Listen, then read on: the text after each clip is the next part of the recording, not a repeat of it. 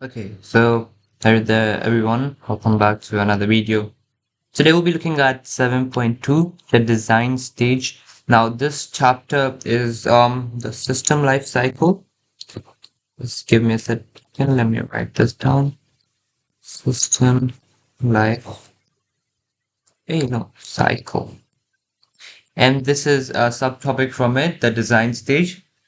Now, under the design stage, I'm going to be specifically looking at design and validation routines. So let's get started.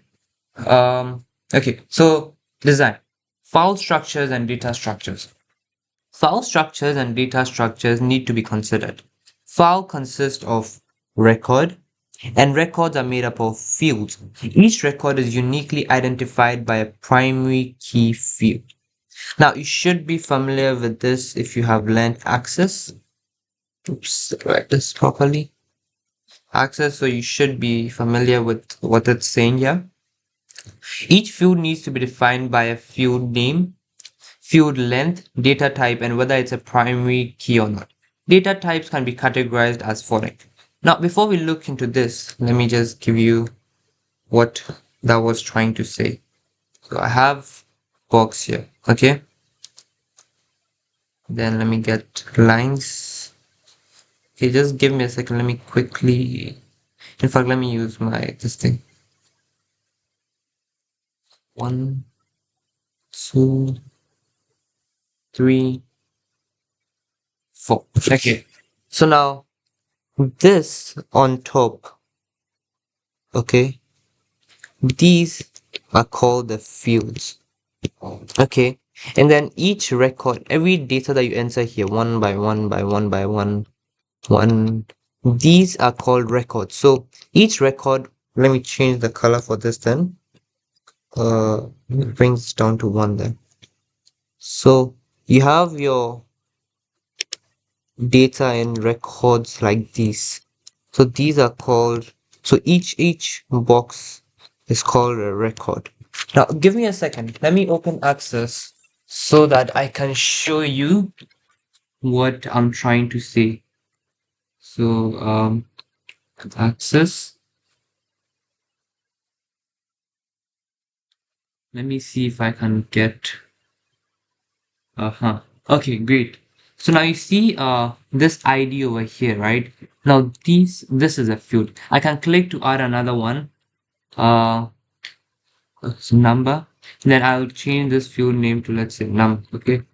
Now you notice that before I can click and add, I have to choose this, right? Now this let's go back. Just a second. So now what you have to choose is defined by the field name, field length, and the data type. So this thing that you're choosing here over here is the data type. Is my data is a short text? Is it a number? Is it a large number? Is it currency and all that? Okay. So for just getting the gist right now, let me use this. Does it come? Just a second. Yeah, there we go. So this So coming back to our records and this thing, these over here are our fields. So this is a field, this is a field. I can add more and there will be fields. Now this individual, okay, so as I'll go this way, this, this, whatever I feel, these are called records, okay? So let's know that for now. And then when I go to my design tab here, okay, now, you see, I'm choosing my data type, right? So my data type will depend on the data that I'm entering. So that's what it is. Now, also know that your primary key can only a table can only have one primary key. Okay, and the primary key is a unique key which helps identify a record. So these are the data types that we'll look at. The first one is alphanumeric. This type of data can store alpha characters, which includes letters or text and numeric data. So an example could be a number. Now, you can be like, oh, this is a number. Why is it alphanumeric when it can just be simply numeric? Okay, so the answer that it starts with a 0, okay? So integers or numbers, numeric, they do not really start with zero. So if it starts with zero, such as a phone number, it is then considered alphanumeric. So this is text and number, so that's why this is alphanumeric. And then we have two, the data type character. Now this is just a single letter. If I have X or I have D, that is just character. Then I have text. This can be a string of letters or numbers or other symbols. So example of a text string. So maybe I can have, let's say, my name as a text string. Then we have Boolean. Boolean is basically yes or no, or true or false. So you can only have, so 0 or 1. So you can only have two values. So we have yes or no.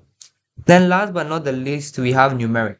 Now numeric too, we have different data types in numeric. We have integer, decimal, currency, and date and time.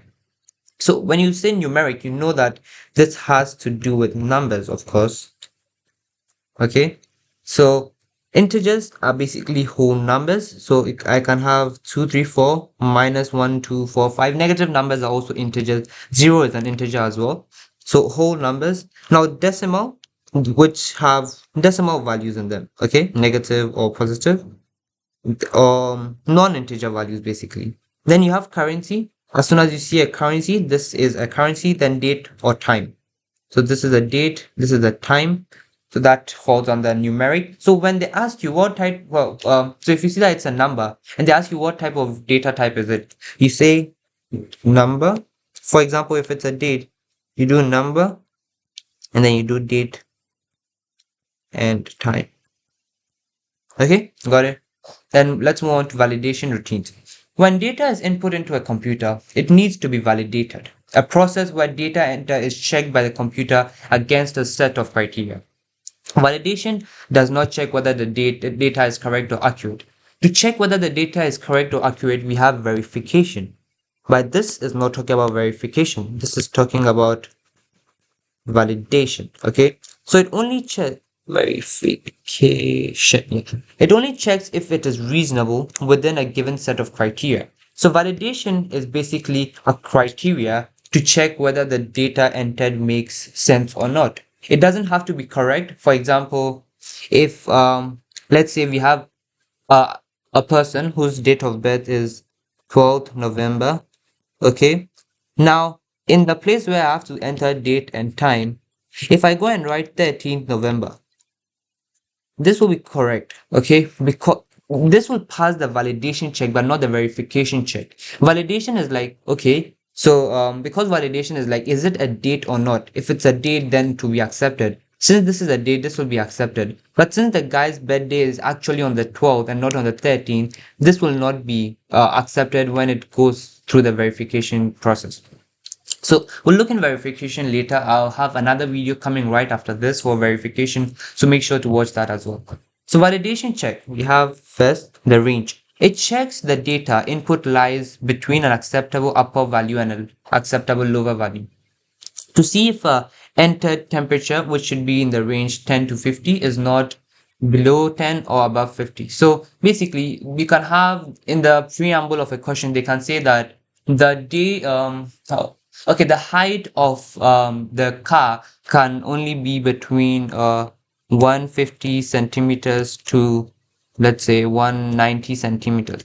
Now this, you have a lower limit, you have an upper limit. So this should tell you that this is the range validation check, right? Then you go to type or character check. It checks the data entered is of the correct type. That is letters or numbers only. A person's name cannot contain numbers, but their height should be numeric only. So now you see when you're filling a form online and they say enter your first name. Now your name cannot possibly have numbers or symbols in them, right? That's why we apply the character check or the type check to ensure that only one type of character is being inputted. Then we go on to length check.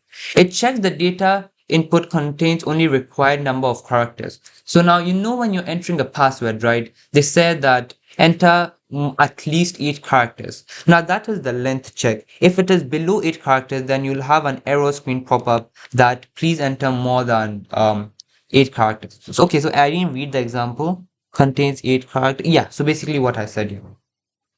Then format. It checks the data input is in the correct format or not. Now, this is usually with date and time for IGCSE, the questions that I have seen. So if you say that, but be careful, not every single date and time has the check of format check. Usually it does, but maybe the question can have a different requirement.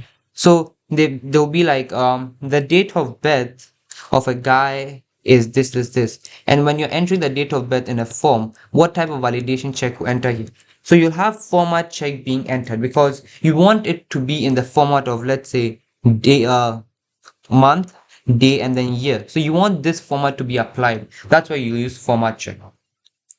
Now, your presence check is basically in the field or in the record. Is there something there or not? If there's nothing there, that means that I'll send up a prompt or an error message that please enter something over there. For example, when you're filling up a Google form, if you skip a question sometimes, but sometimes the question is a requirement that you have to answer the question no matter what before you can submit. So over there, they use presence check. Okay. Uh, then we use check digit. This is an extra digit added to a number which has been calculated from other digits. Check digit, oh my god, check digit can identify 3 types of error. If 2 digits have been transposed during input, for example, 13597 instead of 13579, then check digit is there. An incorrect digit has been entered, for example, 13559 instead of 13579. A digit has been missed out or an extra digit added, for example, 1359 instead of 135799 or instead of 1357. Yeah.